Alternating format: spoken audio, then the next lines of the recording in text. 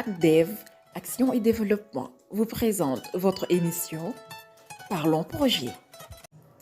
Bonjour madame, moi c'est Bintou Diallo, je suis de l'ONG ACDEV, chargée de la gestion des connaissances dans un projet NPA Expand de l'USAID.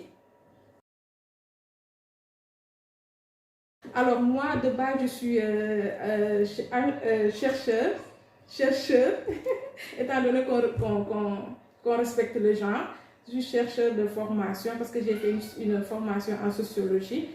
Donc à la suite j'ai été quand même agent communautaire et voilà, me voilà aujourd'hui à ACDEV comme chargée de la gestion des connaissances.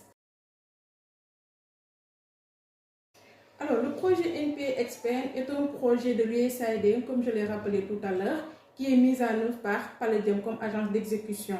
Donc, dans ce projet, on est des organisations de la société civile qui œuvrent pour l'augmentation du financement de la santé.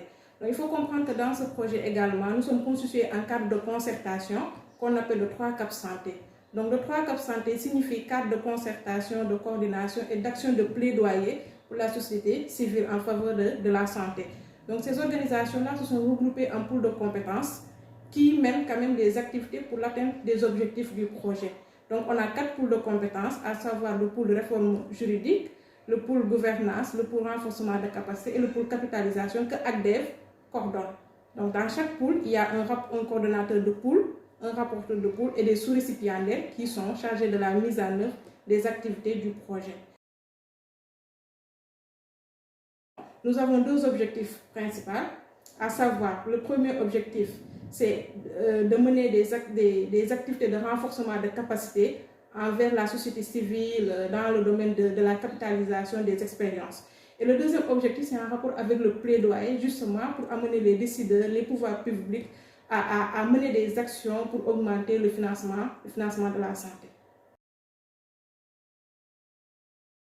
Les cibles du projet sont entre autres les partenaires techniques et financiers qu'on appelle les FPT, les organisations de la société civile, les organisations communautaires de base, les organisations du secteur privé et les ONG. Ce projet quand même, comme je l'ai dit tantôt, par rapport aux objectifs, pour atteindre nos objectifs, il y a plusieurs lignes d'action qui sont déclinées dans le cadre de ce projet. Notamment mener quand même des activités de recherche, notamment sur la santé de la mère, du nouveau-né et de l'enfant, la santé qu'on appelle SRMIA, mener des actions de plaidoyer, mener des ateliers en rapport avec la formulation des argumentaires, mener des activités de vulgarisation parce que quand même on a eu à mener un atelier qui a abouti à l'élaboration d'un plan de plaidoyer national qu'on a eu à vulgariser dans nos zones d'intervention. Juste pour rappeler, nous sommes à Dakar, à Diourbel, à Kolda et à Sédhiou. Donc voici nos 5 zones d'intervention dans lesquelles ACDEV intervient pour mener les actions de plaidoyer.